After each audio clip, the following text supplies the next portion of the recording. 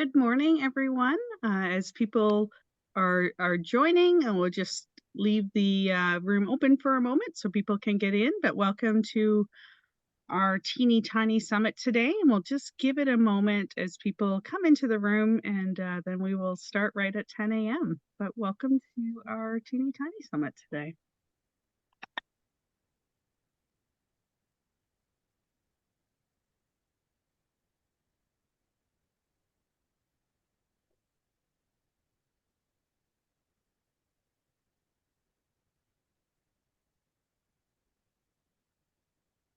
It's wonderful to see. We see lots. I see the numbers clicking up, so I will begin. So good morning, everyone. My name is Carolyn Peterborough. Welcome to today's Teeny Tiny Summit.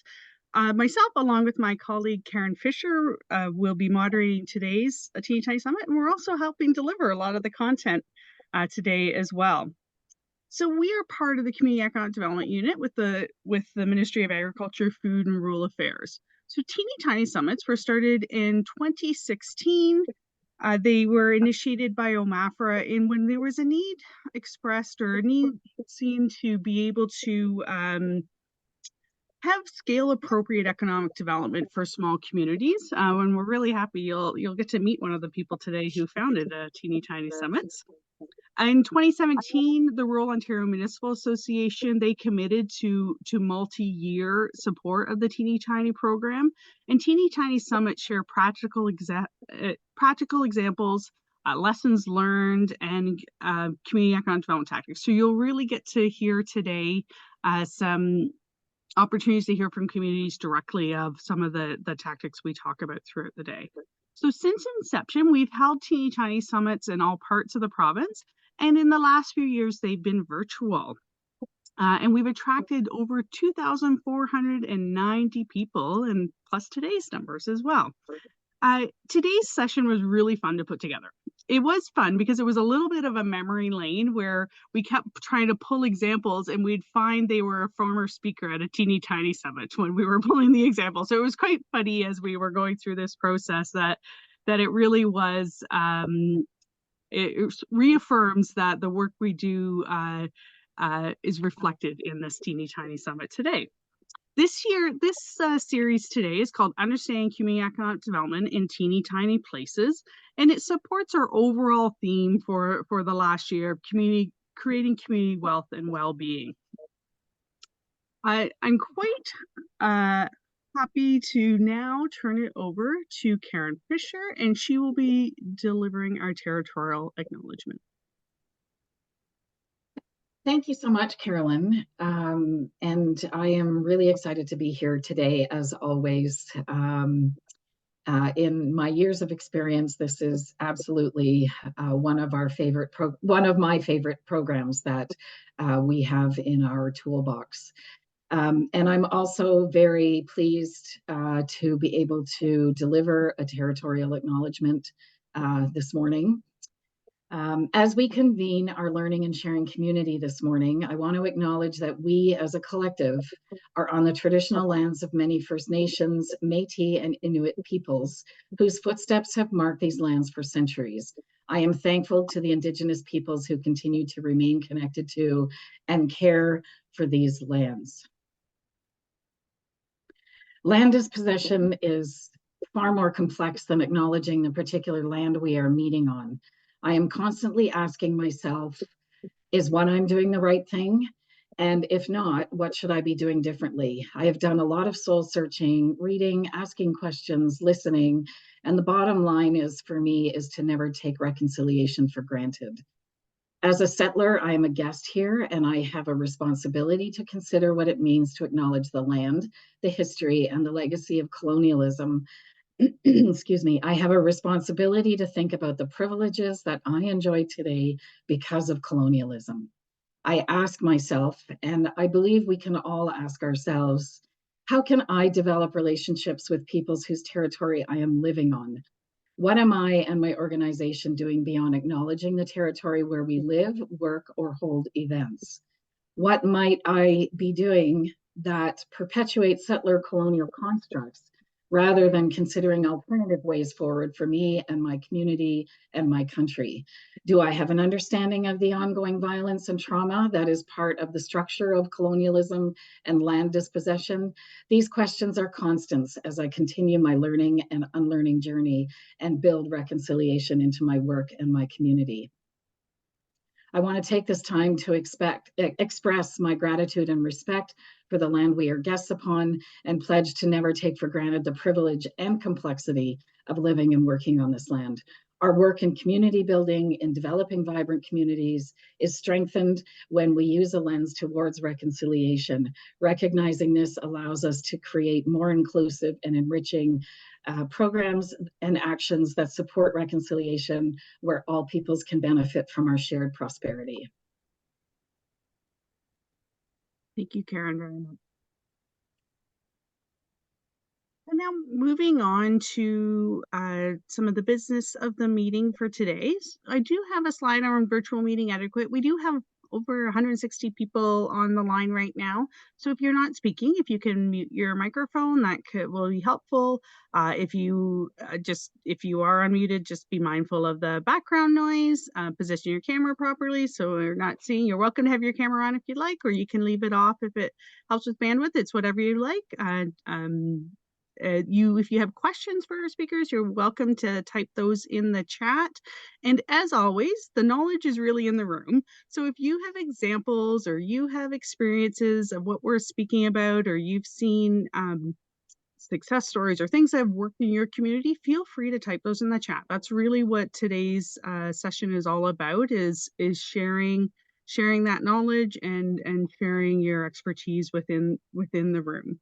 Now we'll just, so you know what to expect. I always get lots of questions about, will this be recorded? Will it be available? Yes, it will be recorded.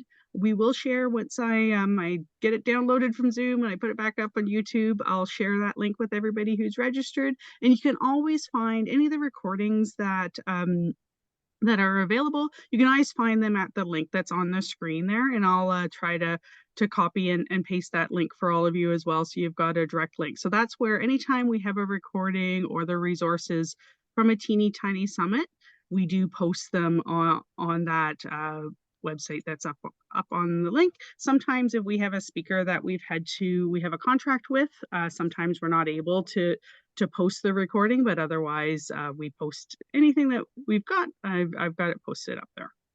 Now to the next slide, just to go through our agenda for today.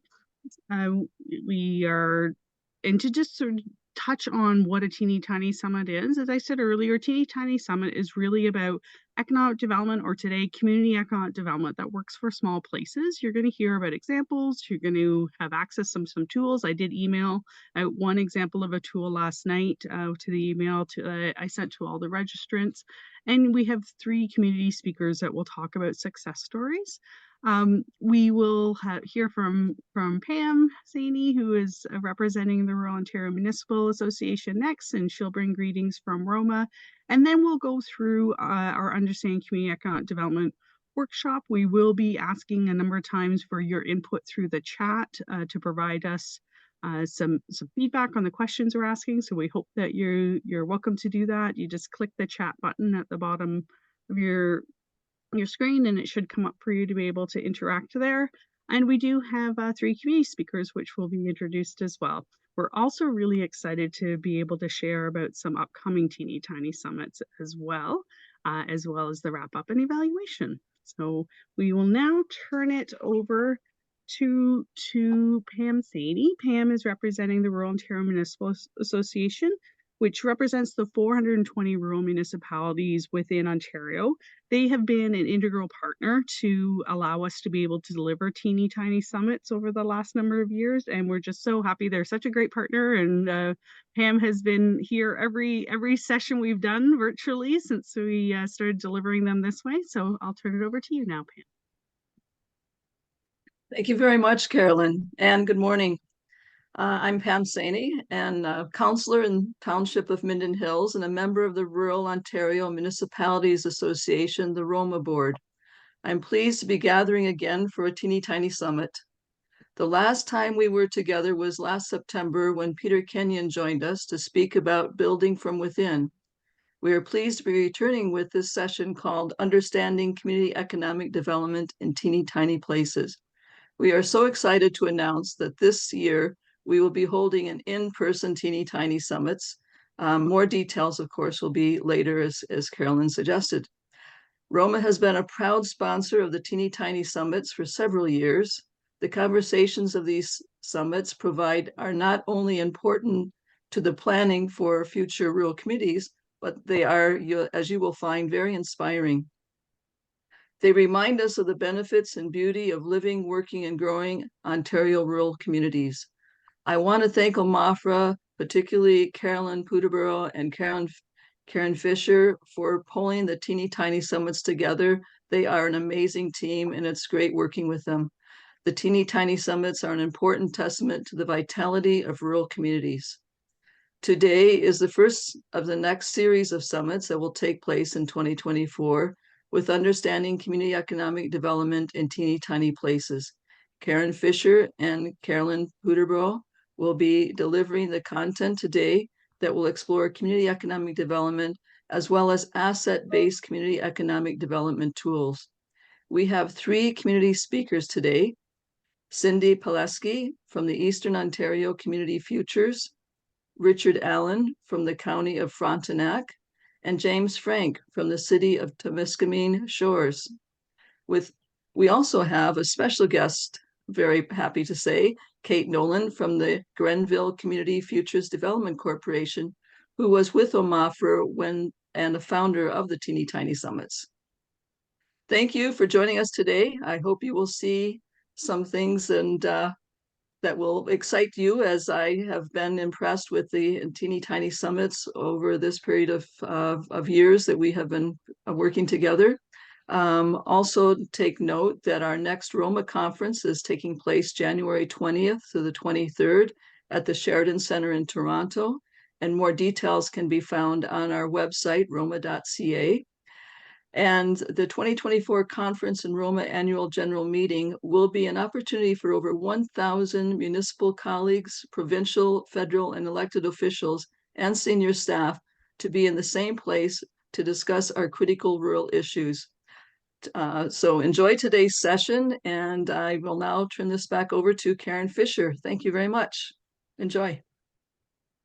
Great, thanks, Pam. And it has been a great pleasure from Carolyn's and my perspective to be working with Roma over the years. And it's been a really, really great partnership and collaboration to deliver Teeny Tiny Summits. So I'd just like to ask everyone if you would take a moment to introduce yourself in the chat and answer the question as succinctly as possible. What does community economic development mean to you? Just indicate your name, your community and role, and then, answering that question.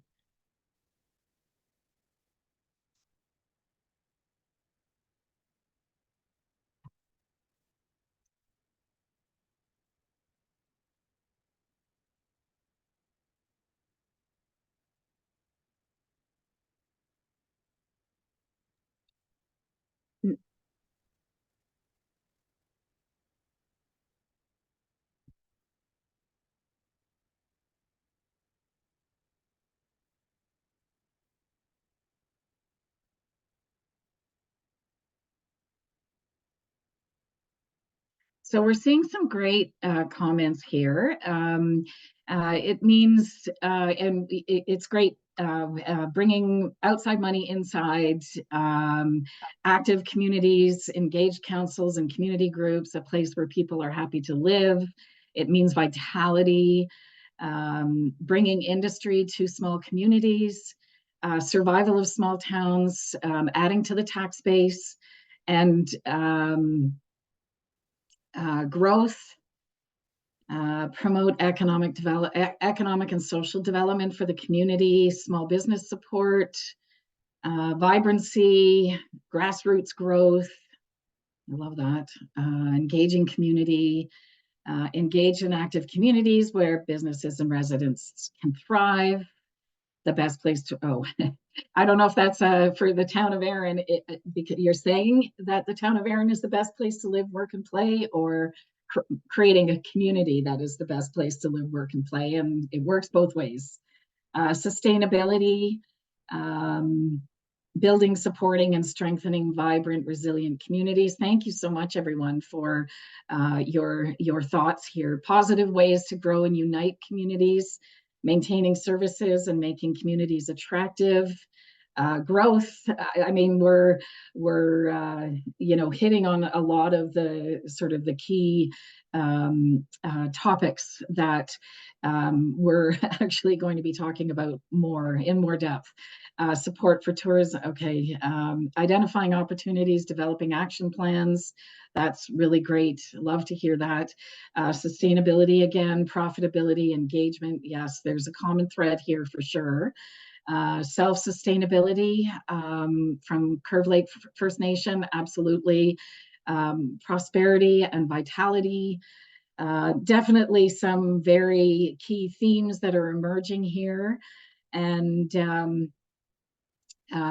just on that, I'm going to just kind of move on and go into this next section on understanding community economic development. And, understanding community economic development is so vital to understanding our role in community economic development is so vital to the bigger picture of community, building that thriving and sustainable and engaged community. So some of the things that we are going to cover in this section, kind of understanding why community economic development,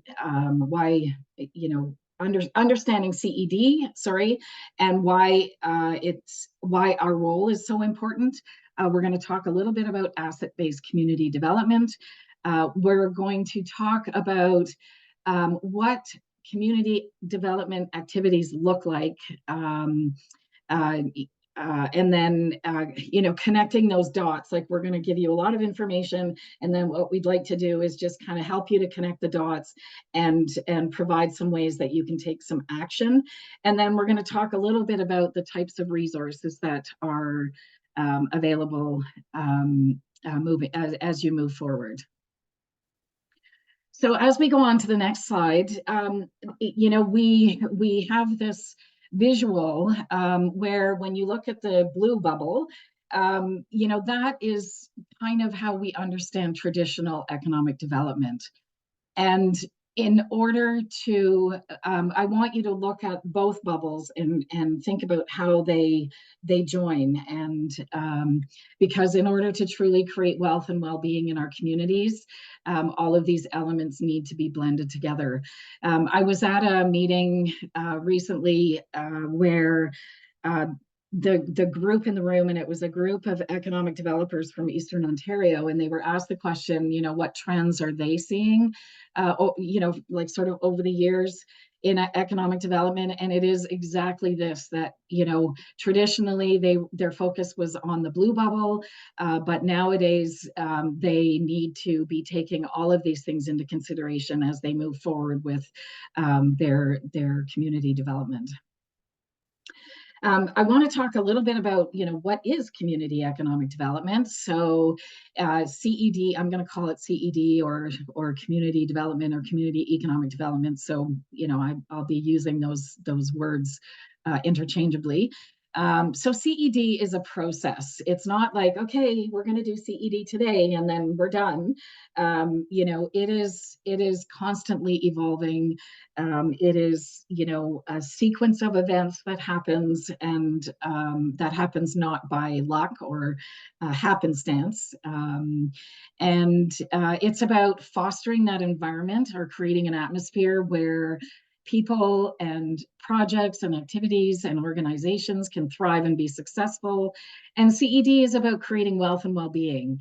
Wealth means, affluence, jobs, investment, and well-being refers to the positive social benefits that the entire community will benefit from. And when we talk about community, again, we can talk about it being a group, a village, a town, a municipality, a region, a First Nation community. It can be a community beyond traditional borders. And we purposely use this word instead of municipality to get you thinking about that broad reach of community development. And so it is definitely a community driven process. And in the chat, people talked about grassroots and sustainable and use some of those words where CED is definitely driven by the community and by all of the organizations and people and places that make up their community. So to understand community economic development in teeny tiny places, we need to start with some of those understanding, how do we create wealth within a community? And we have a model on our next slide that helps demonstrate that to everyone. So you can see we call this the leaky bucket model. So you've got your water coming into the bucket, and then some of it's flowing out in the holes. So if you think about how wealth is generated within a community, you have a number of ways where if the water represents the wealth coming into a community, there's a number of ways you could increase the wealth coming into the community. So we could increase the flow of water.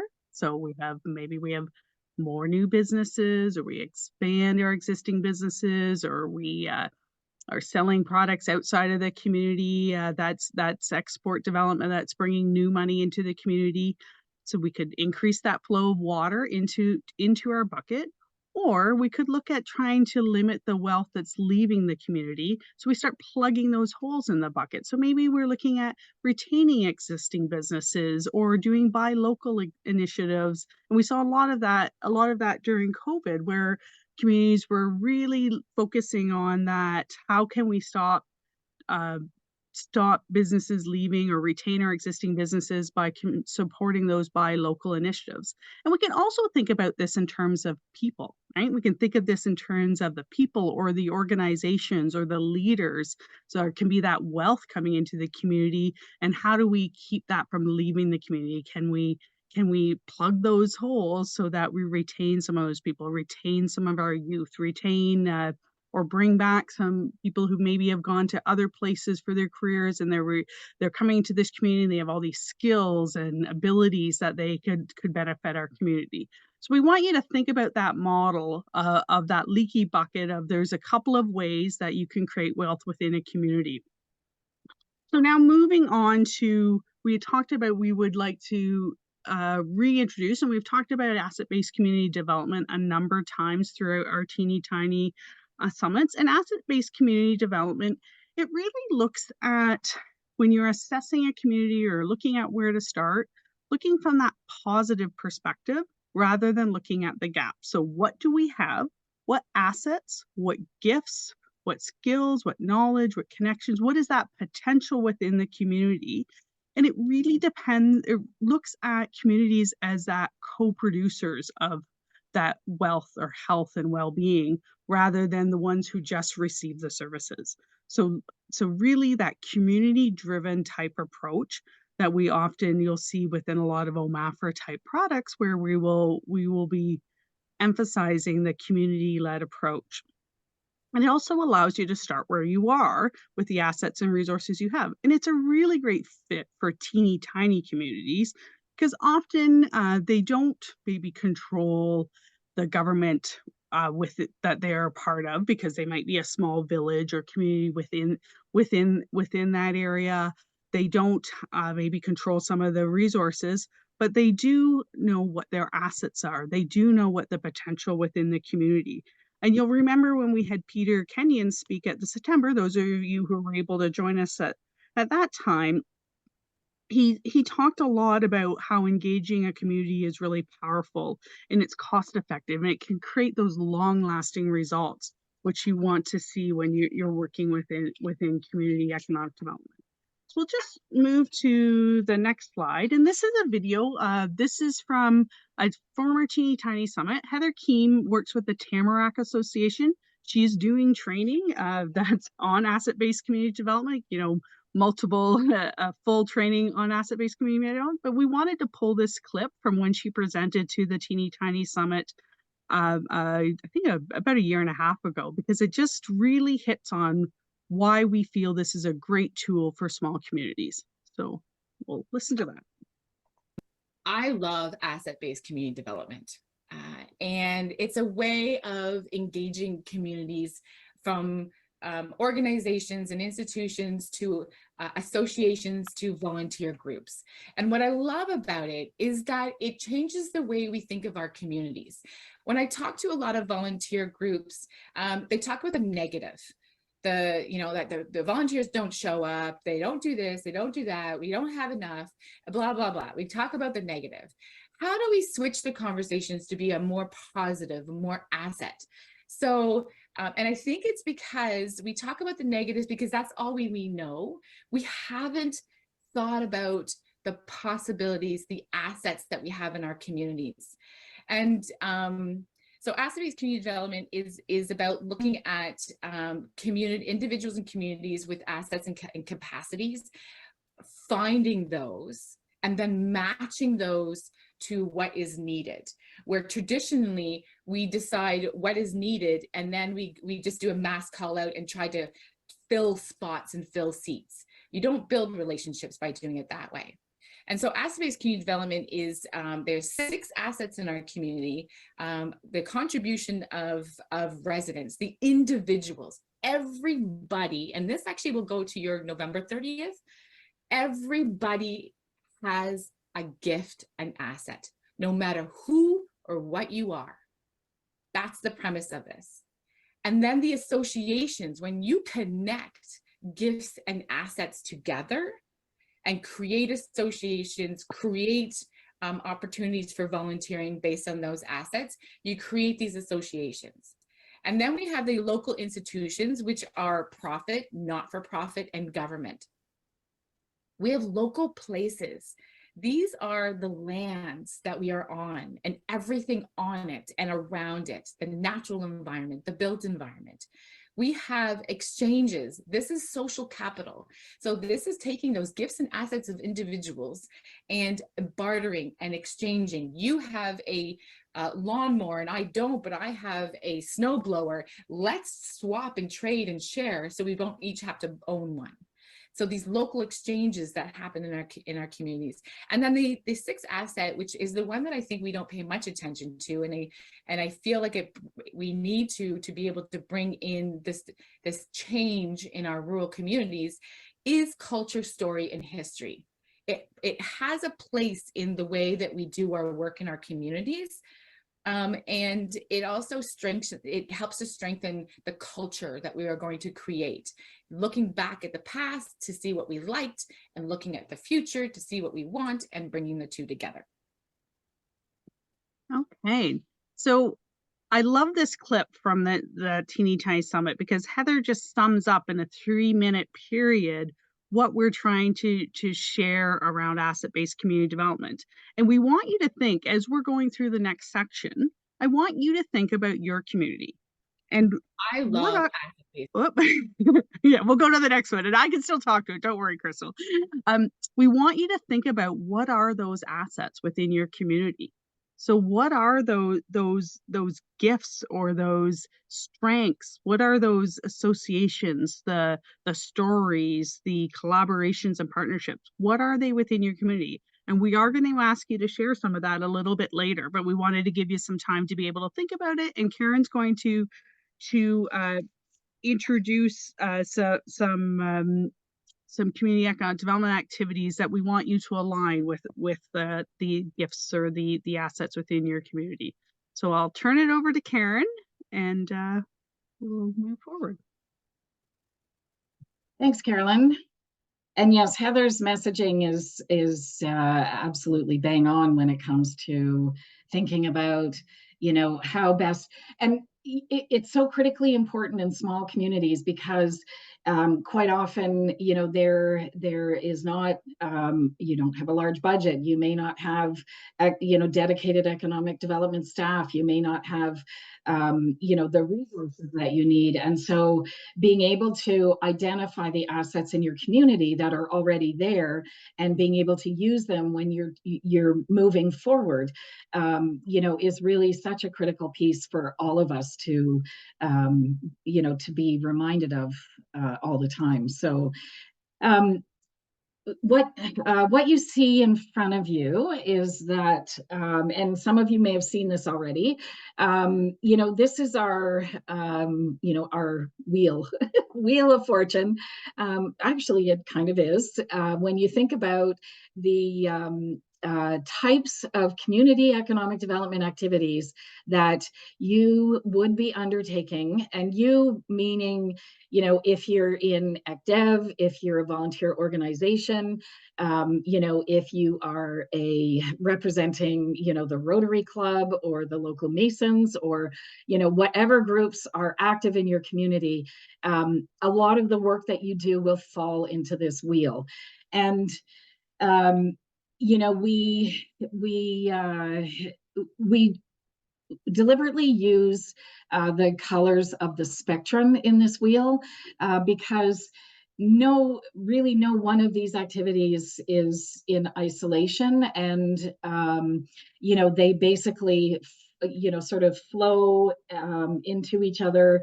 And you know, when you are doing great work in, say, business development, or there's an organization doing great work in business development that, you know, lends itself to investment attraction and so on. So without taking too much time here, I'm going to start with the wheel and just talk briefly, that's the key phrase, key word, about each of these. So we'll start with small business and entrepreneurship development. And you know, we all know that our small businesses in our communities are the backbones of our communities, and they're the ones that have an investment in the community, and they want to grow and thrive in the community, and they have families. And so, you know, there's so many things, you know, so many benefits to supporting those small businesses and small local entrepreneurs.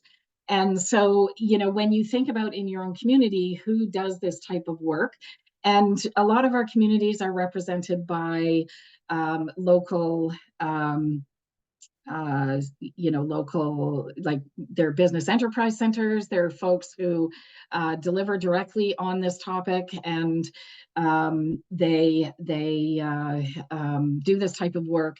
And so navigating, you know, who's in your community and finding out where those assets are is really important to know who to turn to when you need that kind of support. So I'm going to talk a little bit about investment attraction, and investment attraction is not just the, you know, bringing in, you know, the factory, which, you know, again, if you go back to that bubble slide, in traditional economic development, that was kind of, you know, what investment attraction was. And now it means a lot of different things. So yes, it's lovely to get a new corner store, or a new retailer, or a new entrepreneur starting up a service business of some kind, or whatever. And those parts are really great. But it's also about attracting investment in the way of assets, as spoken about by Heather in her talk, you know, and just bringing people and stories and skills and all of those things, and attracting them to the community as well. We're going to hear from Richard on sector development, so I won't go into too much detail there. Focus sector development. Workforce development. We all know that workforce is a burning issue for most communities. In most communities, it has been identified. There are a number of groups and organizations that are working towards different types of solutions, and it's not a one-size-fits-all solution for every community. And so again, trying to understand where where you can fit in as a group or an organization to support workforce development activities that are happening. And maybe if you're a municipality, what's happening at the county level or a regional level where, you can feed into that and support the work that's being done. And just being well aware and part of that community that is looking towards a solution is really important. In community revitalization, I mean, we talk about things like downtown revitalization, and we have a number of communities who have gone to great lengths to revitalize various aspects of their communities, whether it is their downtown, whether it's heritage structures or park spaces or anything like that. And that all really kind of fits under this community revitalization, and when you think about it, every one of these pieces really lends itself to sort of creating that community wealth and well-being in the community. Another thing that's really important is that, that infrastructure piece. And so it's not just the physical infrastructure of roads and bridges, but it's also social infrastructure and supporting, health and activity, like health and recreation and arts and culture and all of those things. And again, I would suggest that the majority of people in our virtual room today, in our virtual community, you're all involved in some way in helping to build and support that infrastructure, whether it be the physical or the social.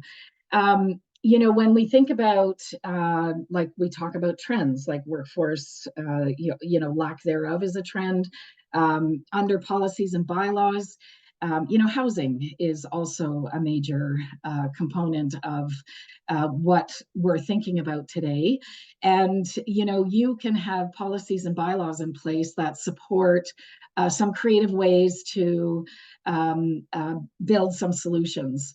And I was listening to a radio program a week or two ago, and they were talking about how in the 50s, when all of these sort of wartime communities were built, at that time, there were very limited, like the building code wasn't in effect then, and municipal bylaws were really not in existence to the same extent that they are now. And one of the biggest barriers to creative solutions for housing, from their perspective in the story, was, like we need to look at our local bylaws and our local policies to and find ways that we can support those creative solutions. Moving on to research and marketing, we again, creating those community profiles, what data is out there to help support the assumptions that you're making, what data is out there to support the actions that you're going to move forward with. And completing the circle, I would like to turn the microphone over to Katie Nolan, whom I've had the pleasure of working with, the great pleasure of working with for many years. And she may have left, as I mentioned earlier, she may have left our organization, but she is still very much a very important part of my personal circle. And so the other thing I wanted to mention, which Carolyn talked about, is Katie was like the founder of the first Teeny Tiny Summit back in 2016 in Sealy's Bay. So it's very appropriate that she is involved today still. So Katie, I'll turn it over to you. Thank you. Thank you so much, Karen. And it's great to be at a Teeny Tiny Summit again. It's always so energizing. And also a great source of practical inspiration for small communities. So it's really my pleasure to be here. And my role here today is to introduce to you my colleague, Cindy Palesk. So I'll just give you a little bit of background on how we all connect. So currently, I work as the Executive Director of Community Futures Grenville, located in Prescott and serving Grenville County. And I also serve as a board member on Community Futures Eastern Ontario, which you'll learn more about in the upcoming presentation. As many of you know, the various community futures organizations throughout the province and really throughout the country are really key collaborators in community economic development in our smallest rural communities, which of course includes all those teeny tiny places where we live and work and vacation, and the ones that we love so much. So I'm going to tell you a little bit about Cindy in preparation for her presentation, talking about how this infrastructure in our province really supports that rural entrepreneurship and small business part of the spectrum that Karen spoke about. So Cindy is passionate about supporting businesses and economic growth, leveraging an education in business administration, as well as over 3 decades of senior executive experience in manufacturing and not-for-profit sectors.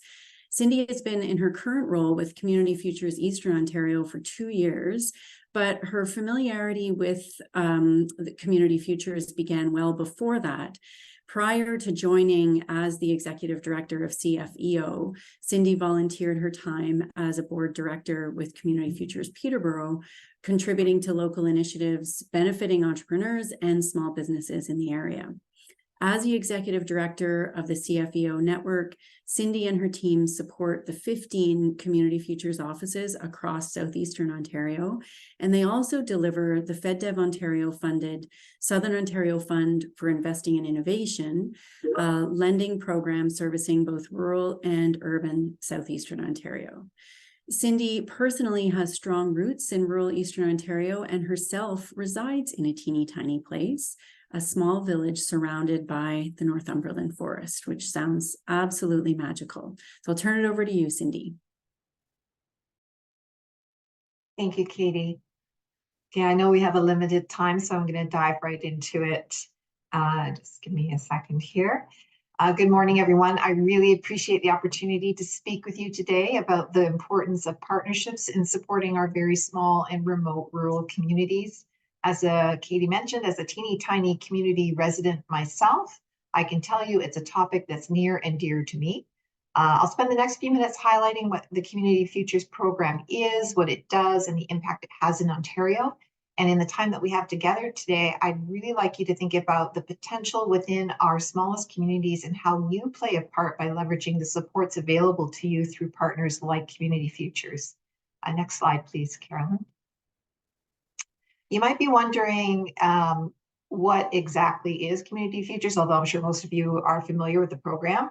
I like to think of them as the unsung heroes of community development.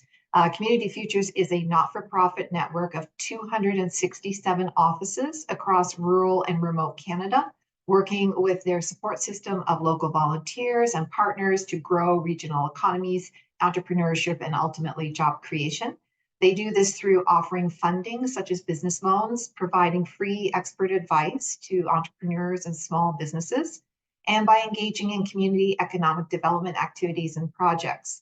The Community Futures Network organizations like mine support our member offices to help increase their capacity, their reach and impact, and in some areas the networks also deliver additional regional programming direct to clients.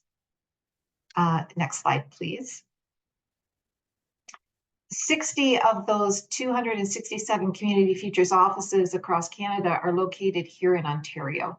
Due to its size, in Ontario, there are 4 separate network organizations charged to support those 60 offices, one of which is mine in the East. And each of the Community Futures offices are independent, not-for-profit organizations governed by their own volunteer boards of directors and engaged at a local level with community organizations, volunteers, and partners. They're staffed locally and have that expertise in the subtle and the not so subtle challenges that remote and rural entrepreneurs and businesses face.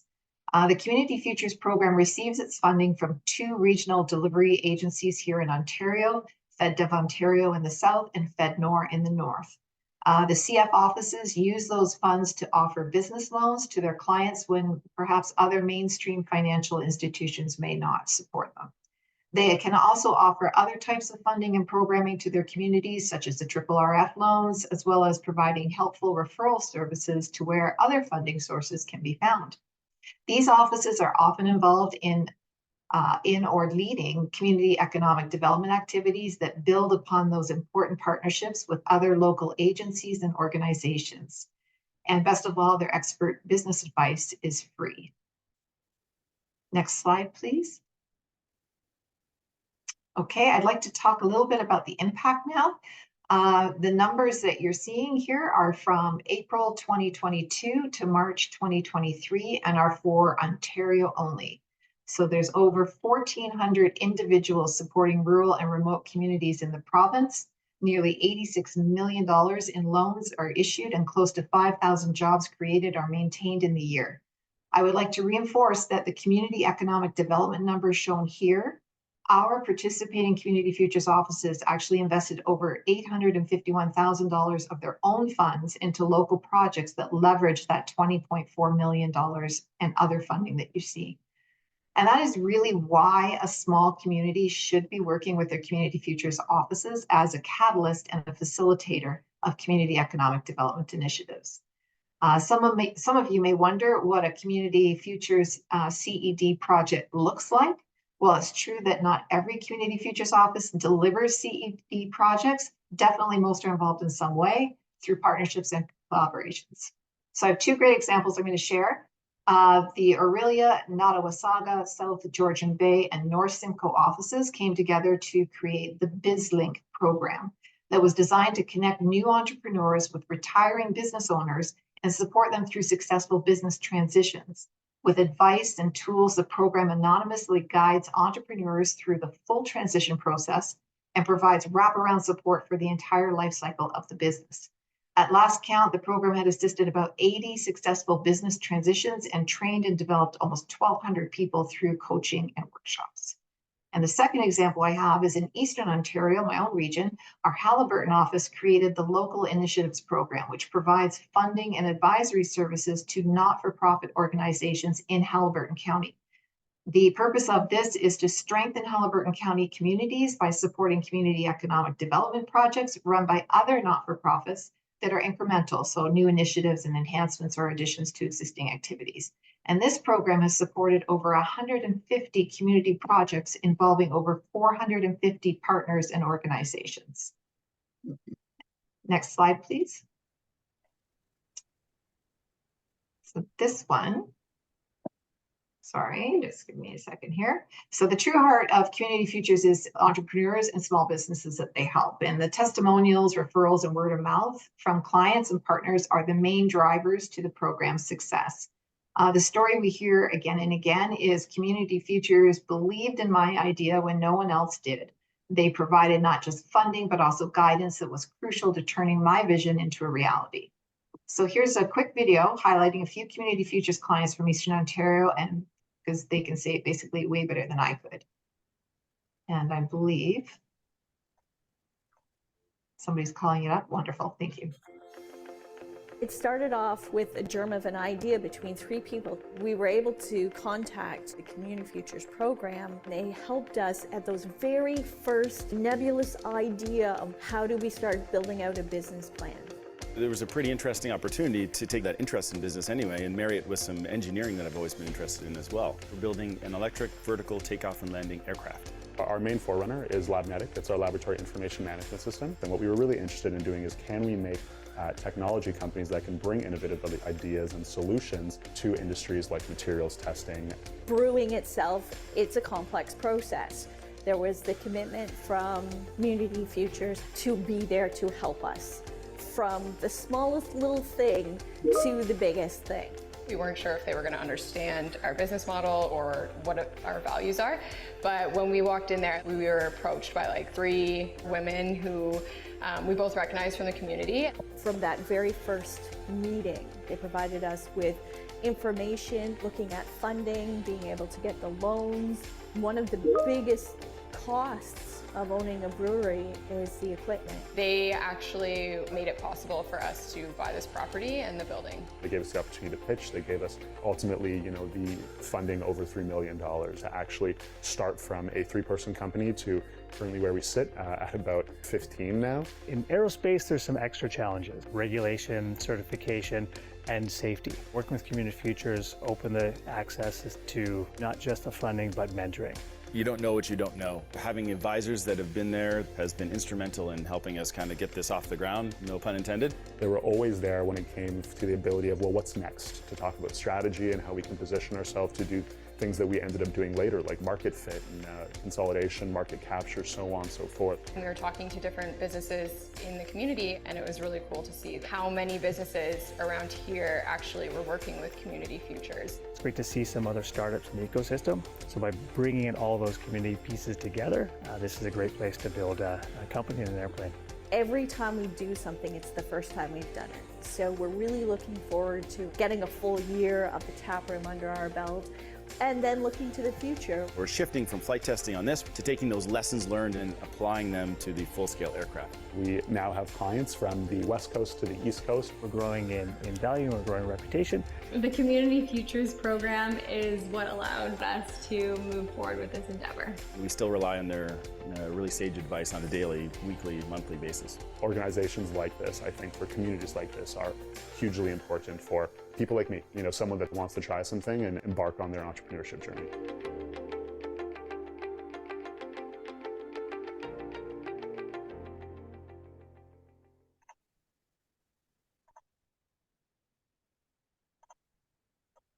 Thank you, Carolyn. Next slide, please. So just a quick disclaimer there, the numbers that were shown in that video were actually from the Eastern Ontario region. But to wrap up, I invite you to connect with your local Community Futures office and explore the collaboration opportunities there. So learn more about your local CF's approach to CED and their business services. Make sure the local CF office knows about your initiatives. There may be a partnership opportunity there. And if you haven't worked with Community Futures, know that partnering with them has so many benefits. These collaborations leverage diverse skills, resources, and local knowledge that improves effectiveness of joint activities. They also build a wraparound approach to community development and have a multiplier effect, basically attracting additional funding and supports that kind of amplifies the impact of those programs. And ultimately, partnerships, as everybody knows here, foster innovation and sustain growth in rural communities and are a large part of why the Community Futures program has been so successful for so long in Canada. So we ask you to support your local businesses by referring them to your local Community Futures office, and of course, to reach out and find out more. And that's it for me. I'll turn it back over to you. Thank you so much, Cindy. And I think one of the things that triggered me in thinking about bringing Community Futures to this session is, the vital role that Community Futures plays in so many different aspects of building community, and just making sure that you are utilizing that organization to its fullest. And, it was something that Katie had said to me, and I'll be paraphrasing a little bit, the last time we were together. And, she said one of the things that she really loves about the work that she does is the fact that no matter where she goes in her community, which is Grenville, she sees, places and businesses and groups and organizations always where their organization, the Grenville Community Futures, has played a role in helping that particular entity to grow and thrive in the community. So that really resonated for me, because it's so important that those connections are made and that we all work so closely together with organizations like Community Futures to help support business development and entrepreneurship. So next, we are going to hear from Richard Allen. And Richard is the Manager of Economic Development for Frontenac County. And he's going to talk about how he started with sort of a germ of an idea on how to build sectors in Frontenac County, and how that has sort of mobilized over the years, like that the program has been in place to what it is today. And I know for me, it's a very recognizable brand. And so they've done some great work in moving this forward. So in Richard's role, he works in partnership with the communities that make up the fabric of the county. And his responsibilities and him and his team range from investment attraction to tourism destination development. And this is where, again, we tie back to the bubbles and, what is community economic development today, to community transportation, to healthcare and recreation. A unique part of his role includes the development and management of the Frontenac KNP Trail, which I have cycled and walked, which is a 90-kilometer recreational rail trail, which intersects many Frontenac communities and businesses along the way. And Frontenac County has seen the success in the launching of the regional brand, which has led to what Richard is going to be talking to us about today. So Richard, I will turn it over to you. Thank you, Karen. It's my pleasure to be here today to be part of the Teeny Tiny Summits. I think I went to one of the first ones, and then I've managed to miss out on the rest of them because. And I just wanted to say briefly, like the photo is so great. I look 10 years younger in that photo you guys put up there because it's 10 years old. And I've since, had some career and kids and so forth. So I think it's time to update my profile photo with everybody at some point. So I'll get to that. I've been a manager of economic development in Frontenac County for about 7 years. Previous to that, I worked in community development across Ontario. So I worked in communities like Port Colborne, Hamilton, Guelph, Strathroy, Kapuskasing, Cochrane, even Moosonee a little bit. And so I've seen many teeny tiny places across Ontario, and I pride myself on being familiar with a lot of different corners of the province. I also had some brief stints working with the Smith School of Business at Queen's University and as a municipal councillor in the city of Kingston. And so that's a little bit of how I've gotten here. And here, if we flip to the next slide, please, it looks a little bit like this. So that's Frontenac County. We're made up of 4 different municipalities, townships, North Frontenac, Central Frontenac, South Frontenac, and the Frontenac Islands. Unique to us is that our islands aren't just separated from us by water; they're also separated by a separated city in the name of Kingston. We have no sewers. One municipal water system, so investment attraction can be a difficult challenge for most sectors. Our population is close to 30,000, which is a 10% increase over our last census numbers in 2016. And North Frontenac has 64% Crown land. 70% of our permanent population lives in South Frontenac. And I already mentioned that the Frontenac Islands are accessible. Not only we have to get on ferries to get to the islands, but we have to get through the city of Kingston, which is both an asset and sometimes a challenge for us as a small community next to such a large, thriving community for us. 70% of our workforce is actually employed in Kingston, but those people who work in Frontenac are largely entrepreneurial. We have one of the highest percentage of self-employment in Eastern Ontario, and the sectors that our workers, that our businesses thrive in, go from agriculture to retail, food processing, but tourism is the main thing that impacts about 65% to 70% of our businesses. And so that's what we're going to be speaking about today. There are many community and economic development factors that I could cover and that we deal with that influence us. But using our brand and growing our brand to support tourism community and to increase awareness of Frontenac County is what I'm here to talk about today. Just before I move to the next slide, and you can move to the next slide, thank you. I want to call out that we have a Community Futures office in Frontenac County, Frontenac Business Services, and we work with the team there on a regular basis, at least weekly. We partner on projects as well as make referrals on a regular basis. And it's a very symbiotic relationship between our office and their office. And so they're another asset when it comes to community development. So when we're looking at our brand, we developed this in 2016. It may be difficult to see depending on the size of your screen, what the little text is on there, but essentially the 4 trees in our brand represent the 4 townships that we have.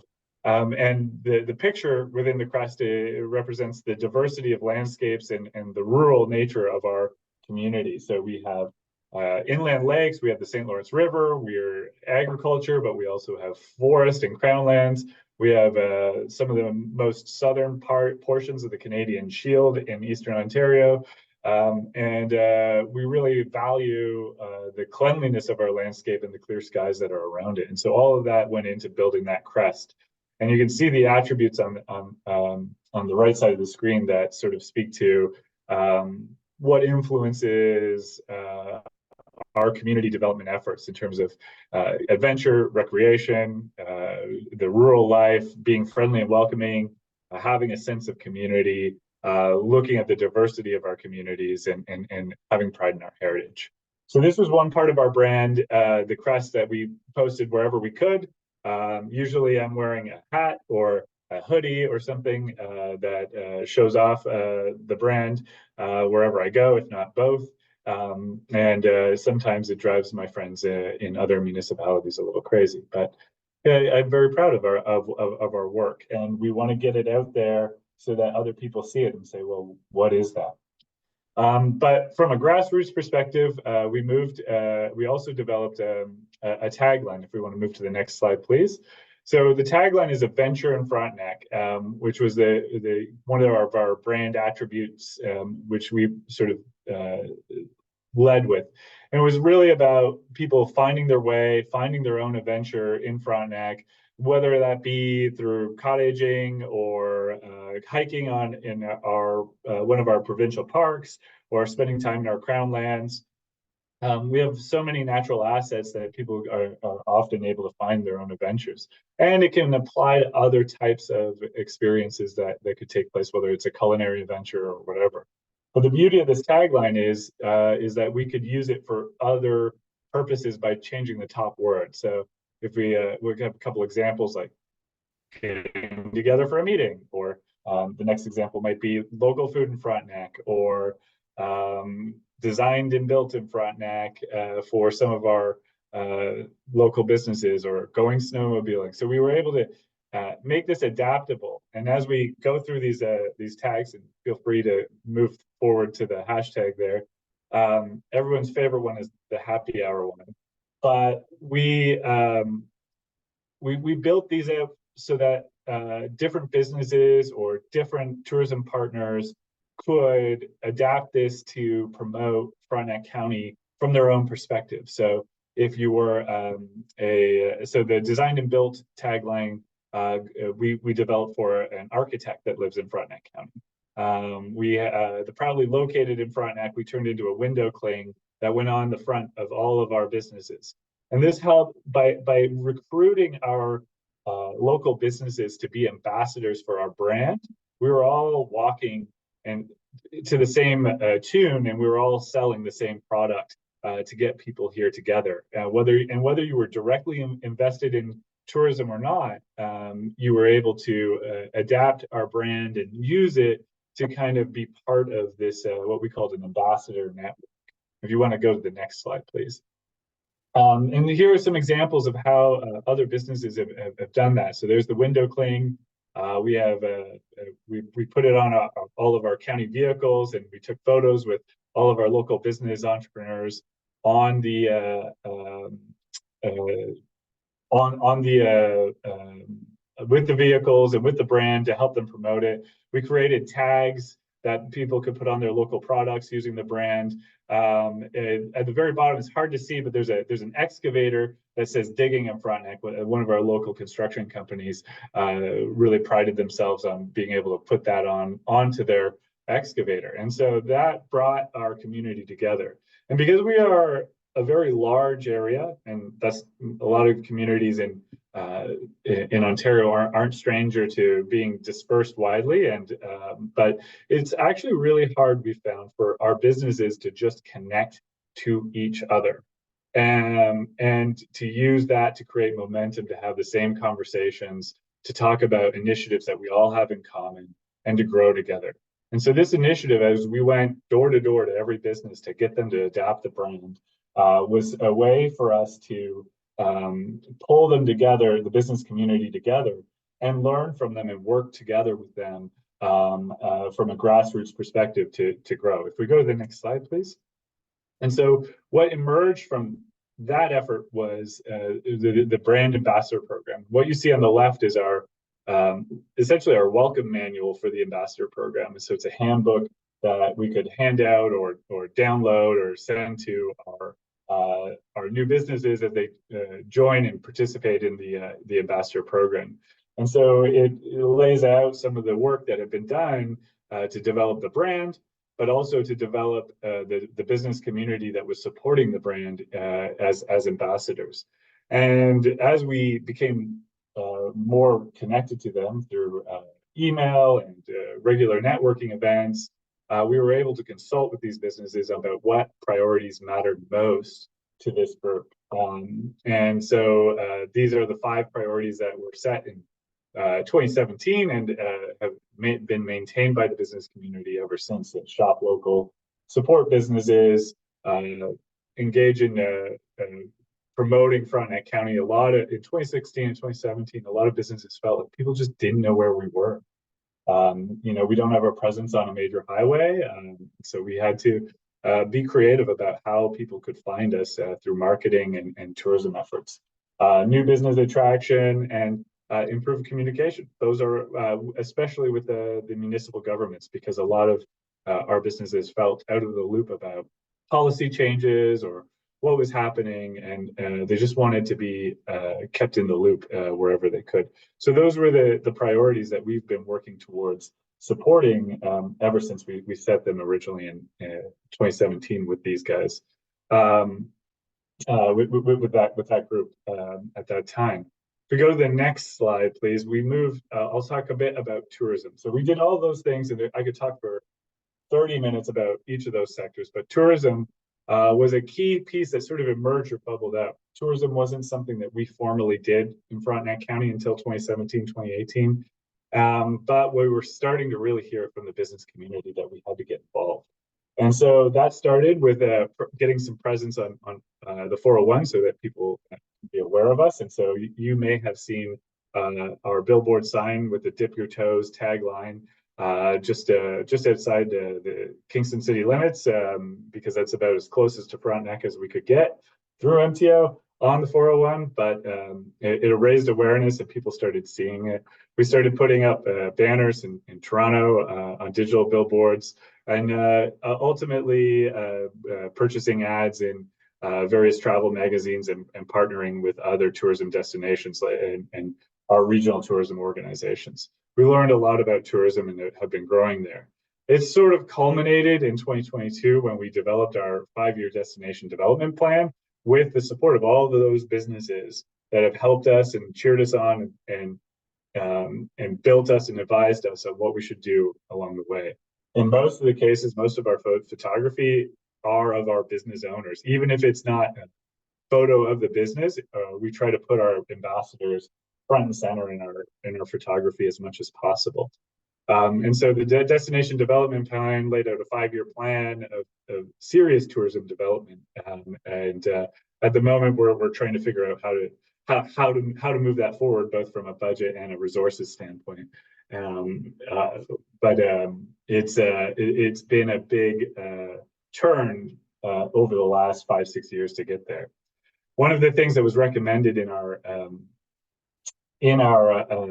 destination plan was to develop more of a tourism brand, so to evolve our brand even more. So we had a recognizable logo, we had some recognizable language out there, but we weren't telling the story of Frontenac very much. And so what our effort in developing the tourism brand standards was to strengthen the story and how we tell the story of Frontenac in brand development.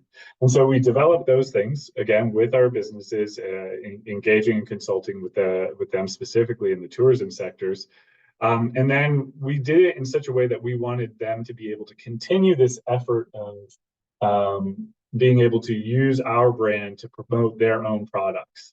So we provided them with tools to tie into the Frontenac brand, to tie into the way we tell our stories at Frontenac County, but in their own way, so that when we're all out there telling our own stories, they sound similar.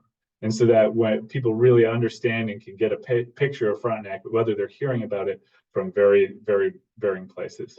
So that's me. I'm gonna end my my session right there. I know it was quick and exciting.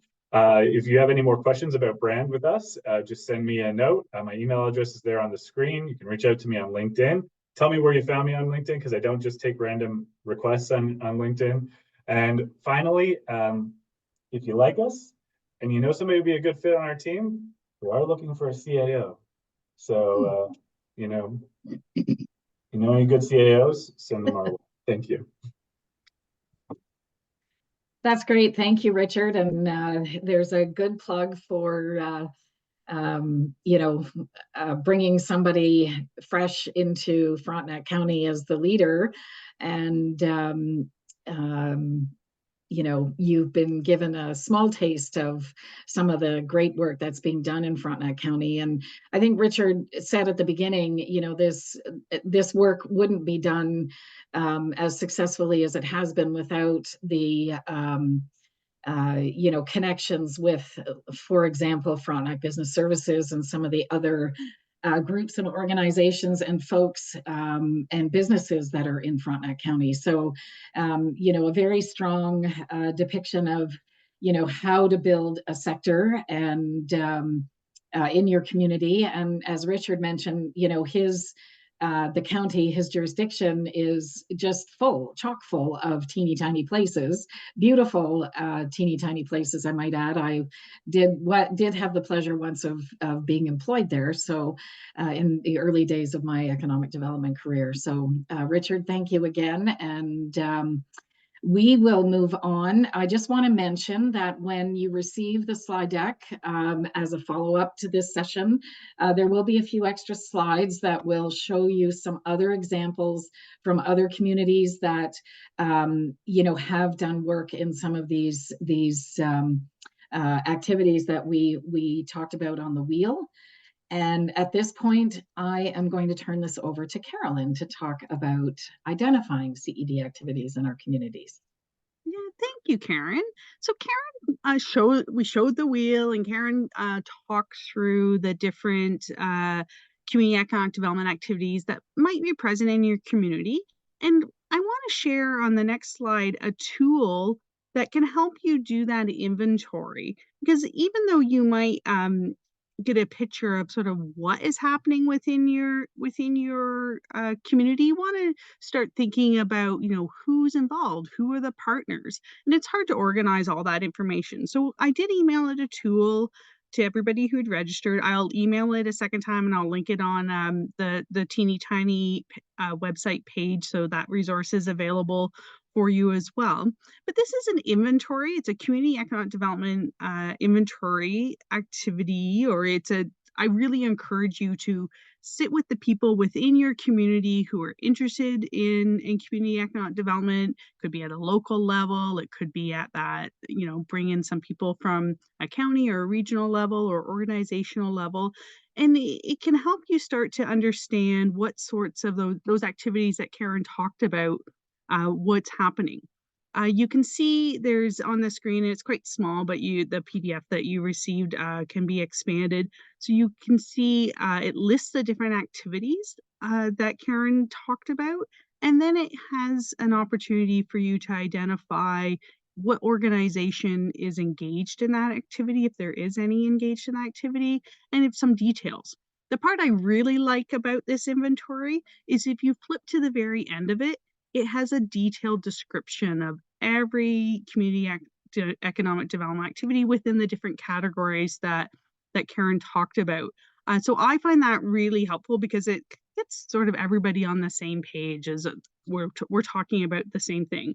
You saw two examples in our speakers, with Cindy talking about small business and entrepreneur support.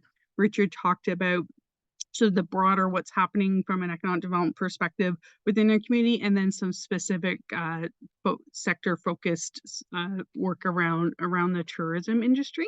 So those are just two examples of the many types of activities. But by starting to do that inventory, we talked earlier, and we're sort of building your knowledge, right? We talked about, let's figure out what are the assets within our community. Now let's layer on top of it, what are those community economic development activities that are already occurring within the community. So that's a tool you have. We're not going to do the activity today because we have a few other activities we want to work with you on, but it is a resource you have to be able to use within your own community. So moving to the next slide, we want to also move through and think about some of those other things we want to consider when we're thinking of community economic development. We've talked a lot about, those assets that exist, but we now want you to think about what are some emerging trends or opportunities that you see in your teeny tiny community. And if I was working with the community and we were talking about doing some planning, we often will talk about what are those external things that are happening within your community that might impact what you do within that community. So this is an opportunity for you to type into the chat, what are some emerging trends or opportunities that you see within your teeny tiny community? So we've got one already, 4-season tourism. And we'll give you a moment to do that when we chat. We've and I'll talk away as we're chatting here. We've, in the past year or so, we've been delivering across the province something called Community Economic Development 101.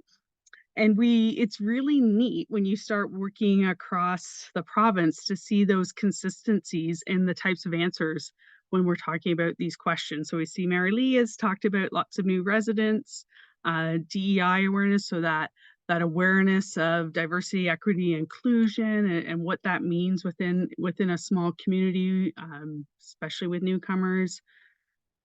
A cultural tourism partnership that was shared as well.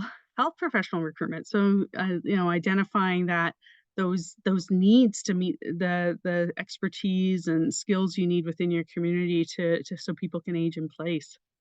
Growth and diverse business ownership, home-based businesses, affordable housing, and housing is often brought up in this discussion.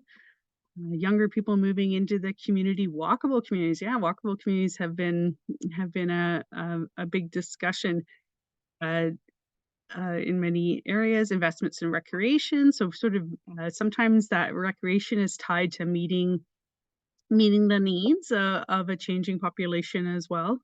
Downtown organized Christmas shopping events. So, but that buy local.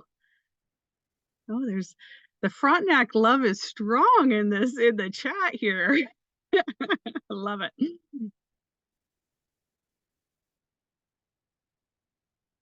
And Andrew is sharing some great, I encourage all of you to follow Andrew on LinkedIn. I messaged him to say we're really enjoying some of the posts he's been posting recently.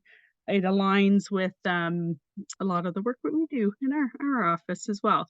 So we've seen quite a few different emerging trends and opportunities, and I encourage you to continue to share that succession planning, interest in industrial lands, different housing opportunities. So keep sharing those, and what we can do is we will share that back with the group. So I'm going to talk generally about the trends that we're seeing as a whole when we talk about what's impacting our teeny tiny communities. So we talked about our assets, we've talked about what kind of activities, but what are those trends or opportunities that are coming that we want to consider as well? One is around workforce. Workforce and challenges around workforce continue to be a a significant factor in many communities. We can see in small communities, you know, those reduced hours sometimes of some of the businesses because they don't have the labor, or an owner operator is they've been doing everything for a number of years because they can't find that workforce and they just can't do it anymore. So maybe they're offering reduced hours or restricting the hours they're offering. The skilled employees, getting the, you know, that skill set matched up to the skills you need within your community is often been a critical issue. In particular, some industries like construction, 50% of Ontario businesses in the construction, healthcare, social assistant are finding that they can't recruit the skill sets they need within their community. We see that rural migration. So we've had a lot of movement to rural Ontario with people working remotely or having maybe more flexibility in where they work. And that means that we've got new people, but we also have demands around rural broadband and access to internet. And do we have a strong enough connection to be able to be on camera today or not, right? And suddenly it's the you can't be included if meetings. I know one of my volunteer organizations that I work with, we've moved to a lot of virtual meetings because it allows people to fit it into their schedule. And if you don't have to deal with childcare, all those sorts of things, but there's some people who they can never get on, right? So they're not seeing what's being shared, or they're dialing in only through the Zoom phone number. And it's just not an equitable access because the internet is not well off. So those all impact those changing rural demands, or facts of the workforce are impacting trends. We're also seeing there's an opportunity for rural communities to develop their cultural inclusivity and think about, are they a welcoming community to newcomers? Have they been able to welcome newcomers to be part of their volunteer, especially in small communities where volunteers are often the ones who make things happen. If it's an agricultural society or fair, it's a volunteer-driven organization. Your sport organizations are volunteers offering to coach that, many of the enriching. So are we allowing people to feel like they belong? And Heather Keem, another clip that we didn't show that she shared during our past Teeny Tiny, is she talked a lot about a sense of belonging is really a key for a thriving rural demographic. And she used an equation during her presentation where she said belonging equals known plus noticed plus missed. So when you value volunteers or newcomers within your rural community, you make them feel like they really belong, and they are noticed and missed when they're not there. So it's a great thought process of how can we do that. Some communities are looking at strategies that include diversity, equity, inclusion as part of their economic development strategy. Some have, employees who are thinking of that. From a volunteer perspective, you have groups who are actively reaching out to newcomers within their community and asking them to belong, offering them that opportunity to belong if they're interested. Housing is something I see housing has come up a number of times in the chat. And stats for Canada show that housing continues to be a core need across Canada. And I think in Ontario in 2021, 12.1 or just over 1 in 10 households were in core housing need. So this isn't something new. We've known for a long time from the economic development perspective that housing, and as Karen talked earlier about when we talked about, sort of traditional economic development and community economic development, how that melding together in order to work in an area, you need housing within that area as well. In rural communities, there can be challenges as well, and thinking about, is there a way for rural communities to be able to tap into that, the need to provide housing. We saw some great suggestions in the chat of community improvement plans to encourage changing bylaws to allow secondary dwellings within existing houses, those sorts of things that communities are looking at from a housing perspective. And I expect Roma Rural Ontario Municipal Association has done a lot of work in this area as well. So I encourage you to look at some of the work that's been done there. Well, climate change is also a topic that often comes up. I often I think about this village I live closest to, which is the town of Port Perry. They usually have a hockey tournament on Lake Scugog every year, and they couldn't do that last year.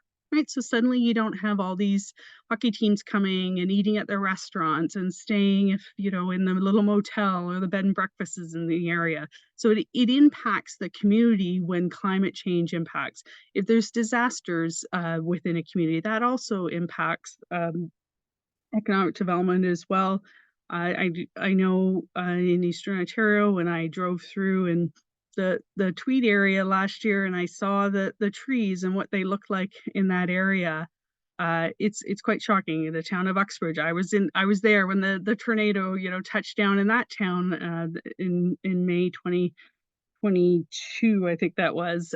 So many impacts that we see from climate change, and that impacts your planning as well at a community level. And the resiliently, I'm not going to talk a lot about that today because Karen's going to touch on it as we wrap up later. But community economic development can help create more resilient communities, and that building from within, using those assets, those strengths within your own community are an important consideration. So we'll move to the next slide. And I'm going to turn it over to Karen, who's going to start connecting some of the dots of CED within your community. Karen, you'll have to unmute to do it.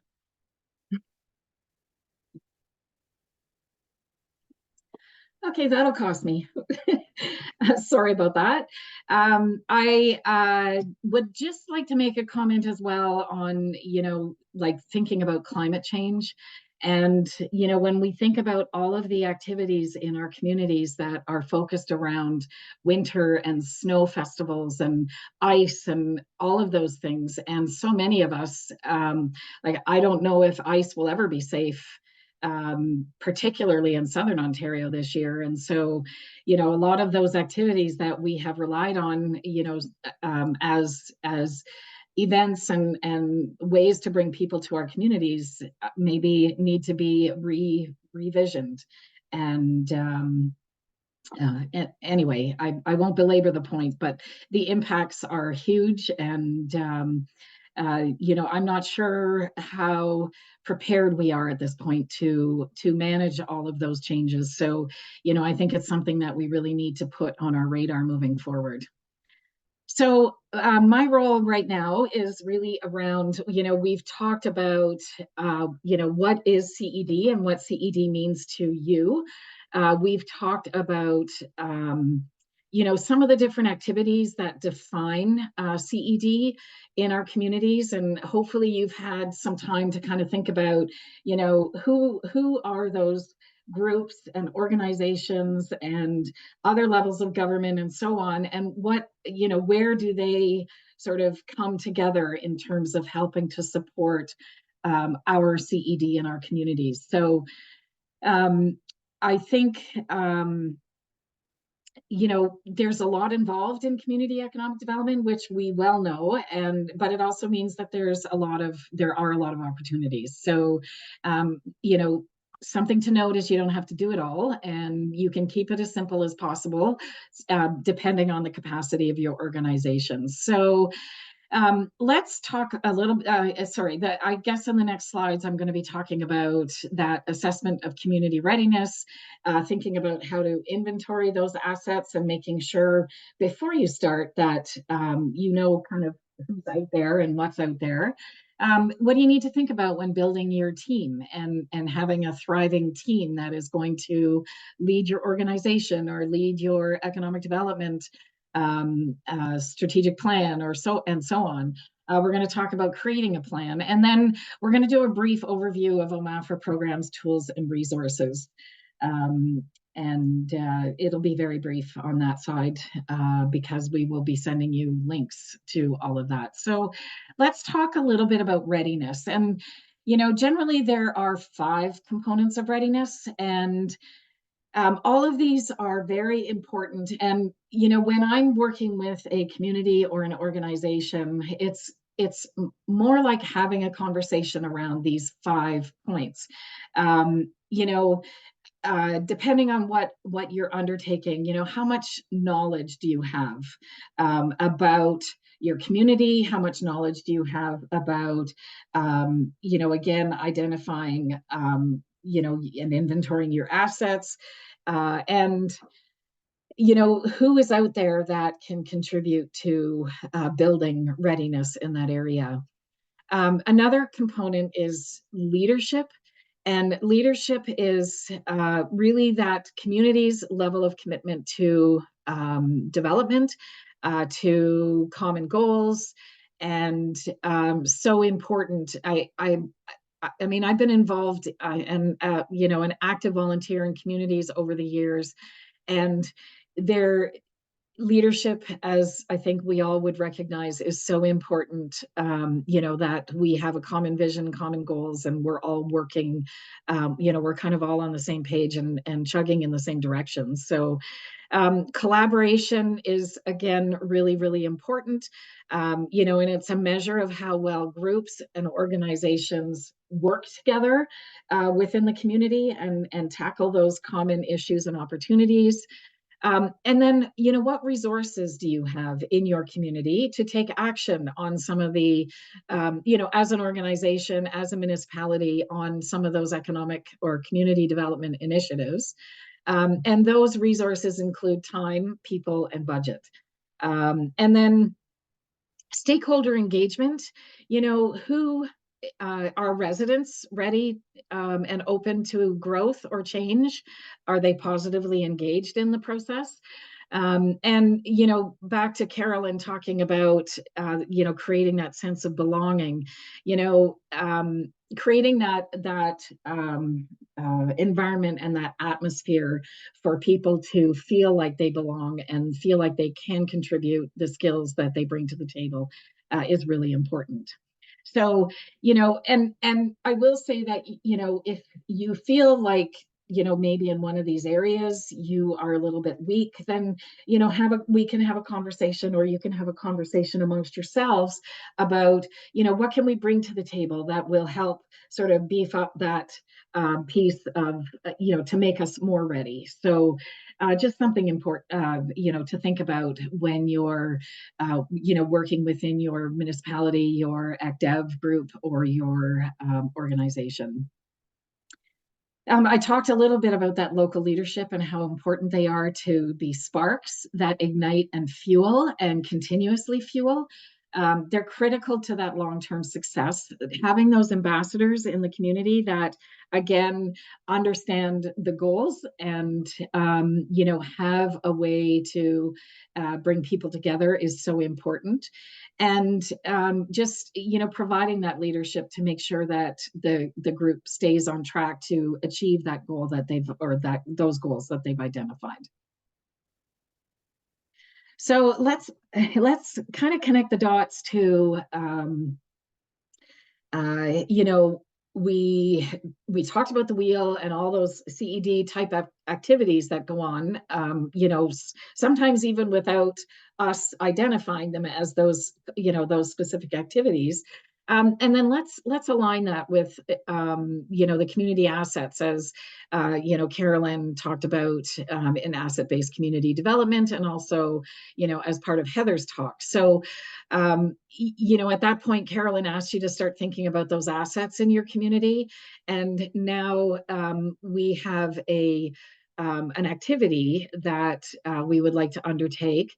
And we're going to be, should be a link in the chat, I think, that if you open that link, that opens to a Google Doc. And what we'd like you to do is just share one community asset that you can think of in one of the categories. And you know, think about them in the context as well of how they overlay with the wheel, the spectrum of activities. And then, you know, we can all see in real time kind of some of the assets that people identify that they have in their communities. And we did learn when we tested this, you have to click out of once you type, just click a different box, because then we'll all be able to see it. Otherwise, just you see it and not the rest of us. There we go. Look at it coming up.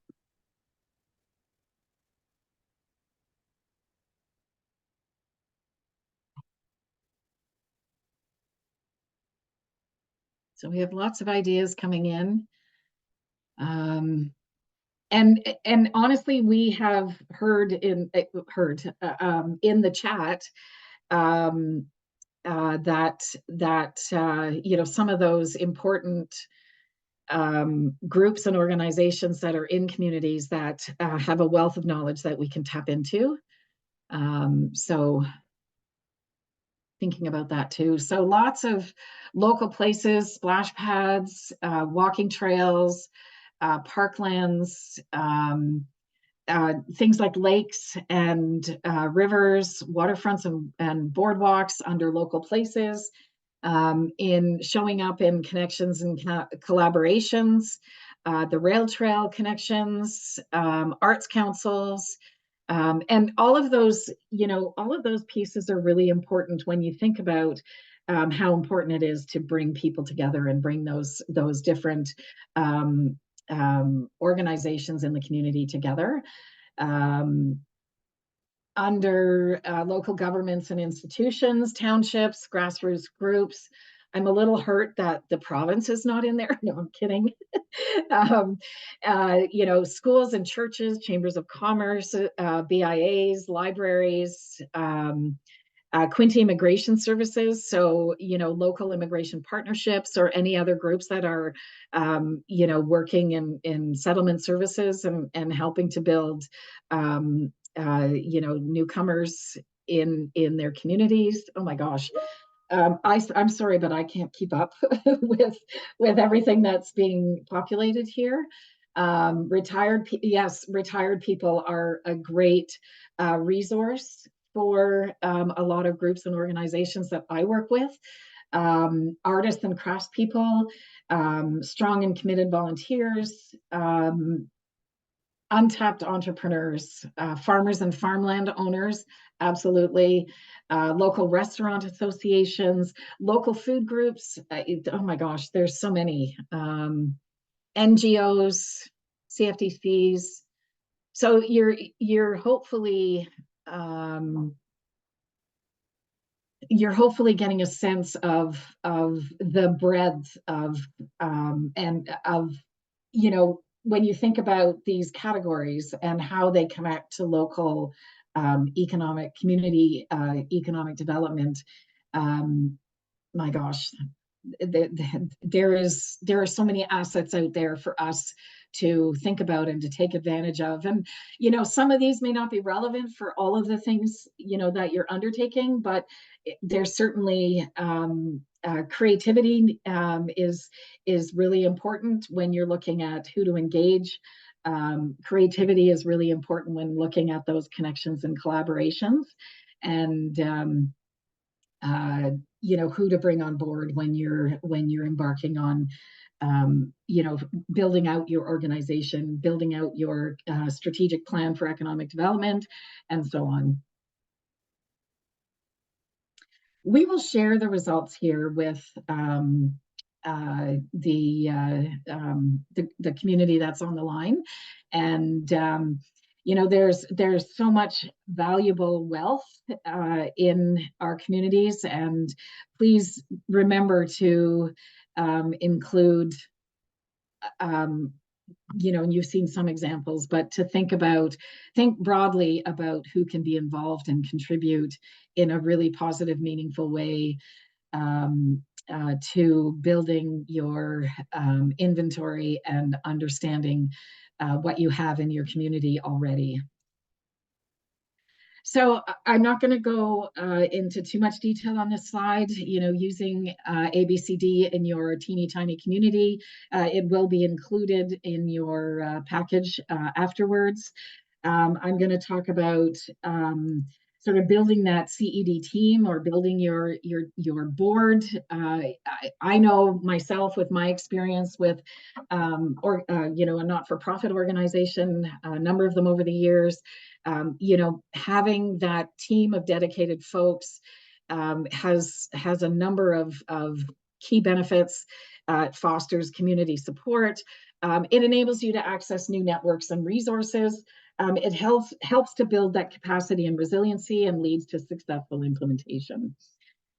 thinking about who should be on your team. Not only is it, you know, all of those groups and organizations, but also think about, you know, the people that you identified in that last exercise and any advisory committees that might be prominent in your community.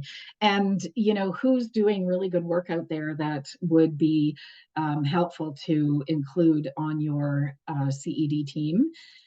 And then lastly, think about working beyond your boundaries. And at the beginning, we talked about that community, and community does not have boundaries. And, you know, we rarely work in silos and in isolation. You know, thinking about working regionally and how important it is to broaden you know, what our capacity and what we have available to us in terms of skills and resources. So I'm going to turn it over to Carolyn to invite our next speaker. Well, thank you very much, Karen. And I'll just ask James if he wants to, oh, he's got his camera on, he's ready to go. I'll add him to the spotlight. So it gives me a great pleasure to be able to invite James Franks from the City of Temiskaming Shores as our next speaker. And he's going to talk about that regional approach that he's used. I had the opportunity to go to the Municipal Agriculture Economic Development Forum, which James was the local host, or City of Temiskaming Shores was the local host in October. And James spoke at that, and he talked about some linking of some teeny tiny places. And you know, as it really stuck with me. I was sitting there listening to him, and he was saying, you know, on their own, it wasn't enough to get somebody to attract to come to this area. But when we all worked together, we suddenly had this great attraction. And that really was, when I was listening to him, I'm like, we need him to come speak at a Teeny Tiny Summit, because he's really touching on some of the work we talk about. So James is the Economic Development Officer with the City of Temiskaming Shore. He grew up on a sheep and pig farm in Lincolnshire, England, before moving to Canada after a short time in Zimbabwe. He worked for the town of Haileyburg for 7 years as their recreation and tourism coordinator before the amalgamation of the City of Temiskaming Shores in 2004. And since then, he was the tourism coordinator before becoming the Economic Development Officer in 2007. And he is a one-person department. So he has become a generalist in many sectors, including agriculture, which happened to be the sector that I got to tour many locations, not just within his own municipality, but in the surrounding region. And he's now worked for over 25 years in the municipal sector. So thank you for offering to speak today, and I'll turn it over to you, James. Thank you. And you'll see from the picture behind me, it's not quite as nice in Northern Ontario today as it might be in Southern Ontario. We've now hit winter. But as you mentioned, some of the climate change stuff, it is late. I mean, we literally just got snow this week, which is unusually late for us. But from a, you know, I was touching on creating creative partnerships and some of the things that we've done as a small community. I mean, we're a community of 10,000 people in Northeastern Ontario. We're located about 5 hours directly north of Toronto. We're between sort of the larger centers of Northern Ontario, Timmins, North Bay, and Sudbury. We're sort of directly in the center of that little triangle. But when you think of Northern Ontario, there really are no large centers. I mean, Sudbury is our largest city at 160,000. And most of the cities in the north are, you know, 40 to 50. So, you know, they're small communities to start with. We're one of the larger small communities at 10,000. And then around us, you know, many of the communities are hundreds of people.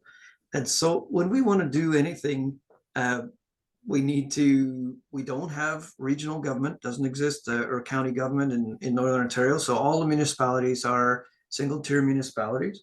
So when we want to do something, and we've got a whole bunch of small communities with very small budgets, we need to look at regional partnerships in order to help each of the communities be successful. So I'm going to start with one that the Lake Temiskaming Tour.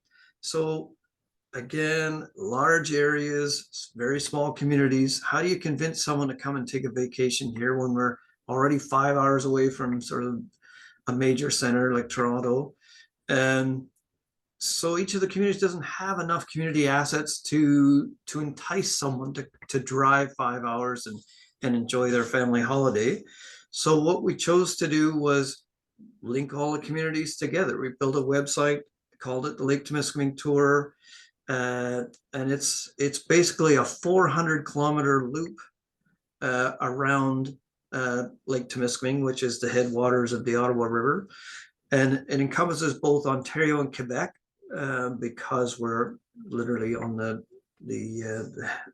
Ottawa River. So half of our communities are on the Quebec side of that river. And, we said, how do we get all these people to join and do one thing? But by putting all the tourism assets onto one site and marketing the one site, and then consumers can go and look for that one piece of information, find all the things there are to do in the region, and they might then consider their trip to make that distance worthwhile, and they can create a week's stay here and do one or two things in each of the communities over a number of days, and make the tour around the lake and visit all of the things that there might be enjoy doing. So we've got 8 paying partner municipalities that we were able to garner to.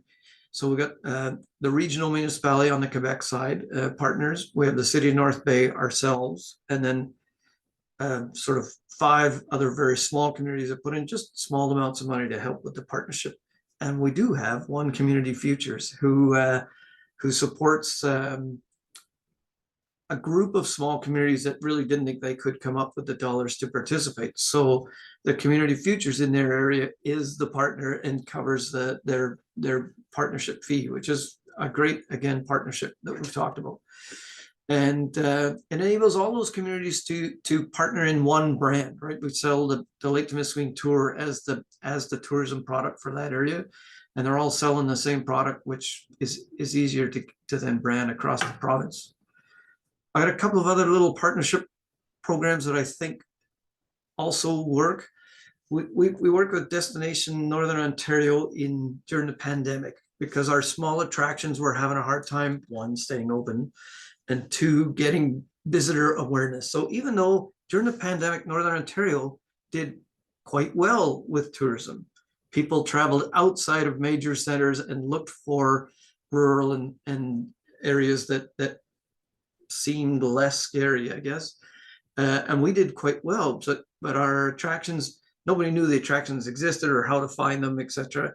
So we partnered with Destination Northern Ontario, who's our regional tourism organization, and they bought memberships for all of our attractions in the Attractions Ontario Guide, just to get them some visibility.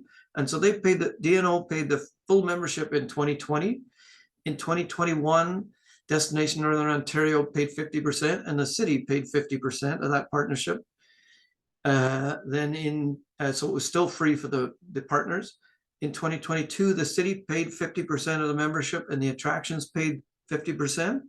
And then in 2023, last year, the attractions were then responsible for the full membership cost to be a member of Attractions Ontario, which is like $140 a year.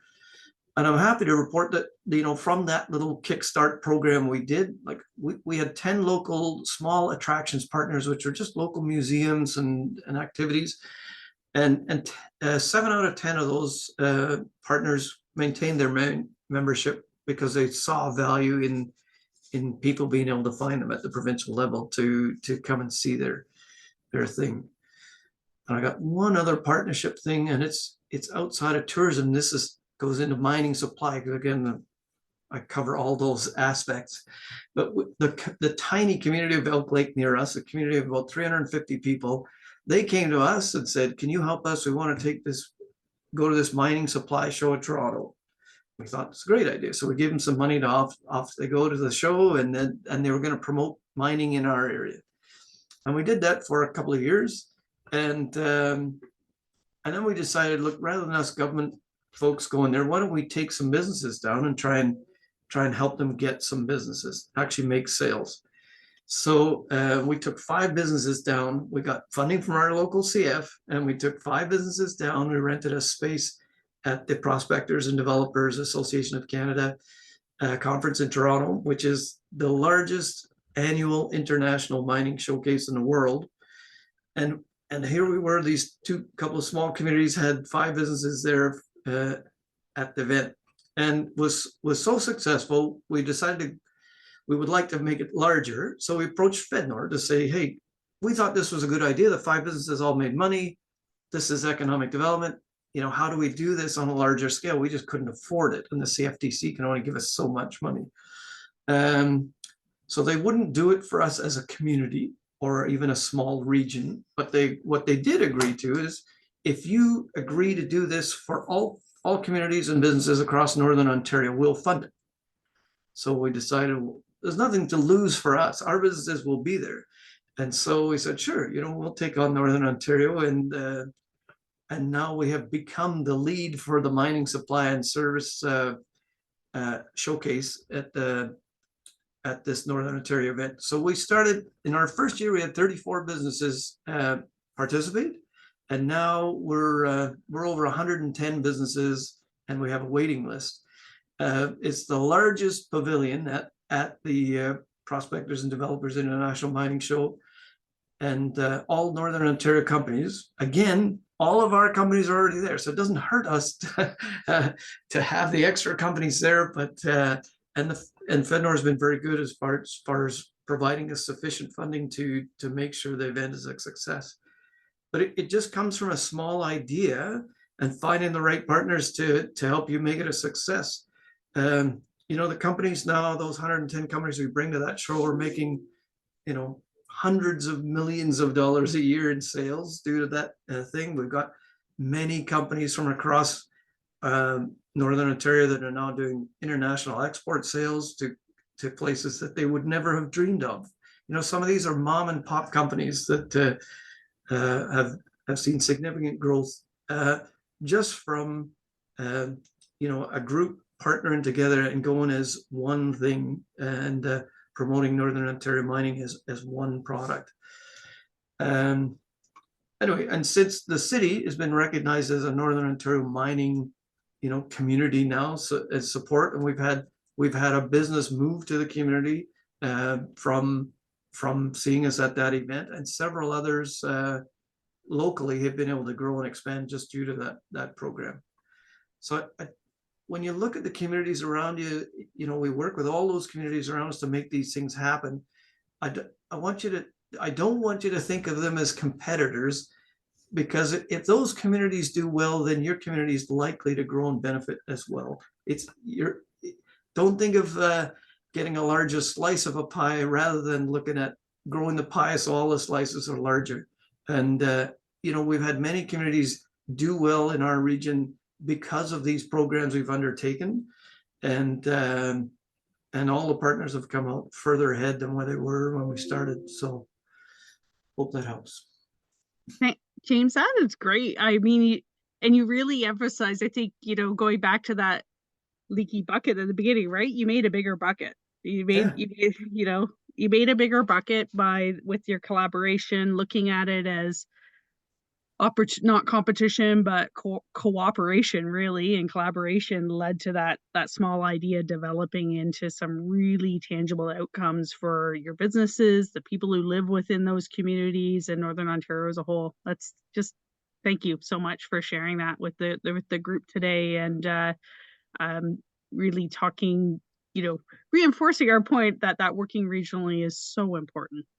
Yeah, I mean, you know, of the Northern Ontario Mining Showcase, that's the community that has done the best from that project is the city of Sudbury, and good for them. But it doesn't hurt my community, and that our community's also done well. So, you know, it doesn't hurt one way or the other. So great. Well, thank you so much. I think in the interest of time, we'll need to move to the next slide, but I appreciate you taking the time to share today, because I know it's a busy time for everyone. So as we move into the wrapping up, I do want to talk about the next steps. We've talked about a lot of pieces, and we're really trying to emphasize on what you can do by moving forward in these steps. So one is that importance of building a plan, even within a teeny tiny place. A plan has benefits. It allows you to have focus. It gives clear direction. So as Karen talked about earlier, everybody's kind of rowing in the same direction. Everybody's moving in the same direction. It helps guide that decision making. It also often can boost productivity because when people feel they're accomplishing things and they can see sort of that accomplishment of the plan, it boosts that productivity. It allows you to measure progress. And if you're looking at reaching out for funding, it also gives that rationale for funders. And I just wanted to share a quote before I move on. Create a vision of who you want to be and then live into that picture, lean into that picture as if it were already true. And that's from Arnold Schwarzenegger. I think as the governor, not as the actor, but that vision really can provide that path of where you want to be in that 5-year plan. So some of those keys to implementation success is really consider that full range of tools, assets, activities. Think about what's right for your community.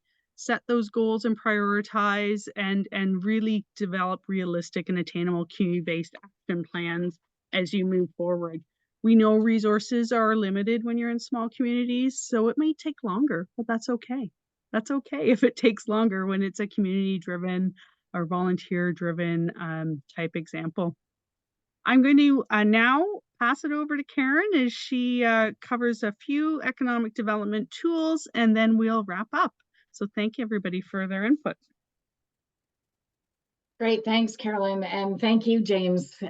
Your presentation and the creativity that you and the other community showed in building this out, is a great success story and also a great indicator of how to build resilience into the work that you're doing. So I am going to touch on just a few things here under programs, our OMAFRA, our ministry programs, our ministry community economic development programs, tools and resources. And you will have live links to all of them in the presentation that's sent out to you. So I'm not going to go into a whole lot of detail. The one thing I do want to talk about is actually our strategic planning training that's coming up, and Carolyn just touched on the benefits of having a plan, and we cannot emphasize enough the importance of just having that vision, as so eloquently stated by Arnold Schwarzenegger, and living that and figuring out how to get to that end goal. So we are doing a series of training sessions on how to facilitate strategic planning in your organization, and the dates are here on the screen. And I believe the link to sign up is in the chat. So again, we're sort of in a sense putting our money where our mouth is in saying that we think strategic planning is incredibly important, and we hope that you do as well for the benefits that Carolyn had stated. The other thing that I really would like to highlight for folks is that in December, there is a letter sent to municipalities and organizations and Indigenous communities indicating that the next Rural Economic Development Program intake would be opening soon. And we have set up some information sessions, which I believe have also been put in the chat. And so our Rural Economic Development Program, for those who are not familiar, the program provides cost share funding to rural municipalities, Indigenous communities, Indigenous organizations, not-for-profit entities that support activities that help to create strong rural communities in Ontario and open doors and reduce barriers to rural community economic development. In the slides you'll receive, there are links to all of the programs that OMAFRA offers. And if you're looking for further information on any of those, we are happy to share and provide you with more information. And just so you know, we have regional advisors that provide coaching and facilitation and advisory services to folks in Southern Ontario. And Ministry of Northern Development and Mines provides that similar service to communities in Northern Ontario. So we reach out to any one of us that's on the call today, like Carolyn or I, and we can make sure that we get you connected with the right person if you're looking for more information. So in closing, you know, we've talked a lot about the importance, you know, and at the end of the day, I think there are two things that are vitally important. And, you know, how do we strengthen communities, and how do we open doors to building our community from within? And you will remember from Peter Kenyon from last time, and those of us who, well, not me, but those folks on the line representing local government, you know, how do we strengthen our communities and not just serve them?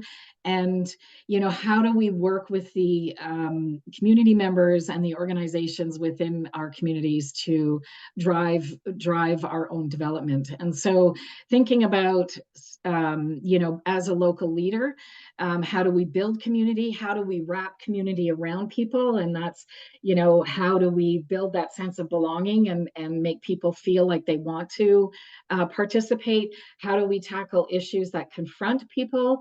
And how do we excite the community into knowing that the answers lie within and not from outside?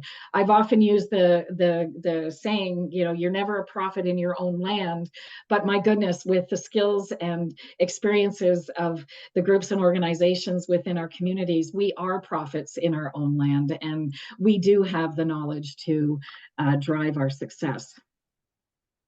And Carolyn referenced resiliency earlier, and you know, how do we ensure success in our communities as we're moving forward?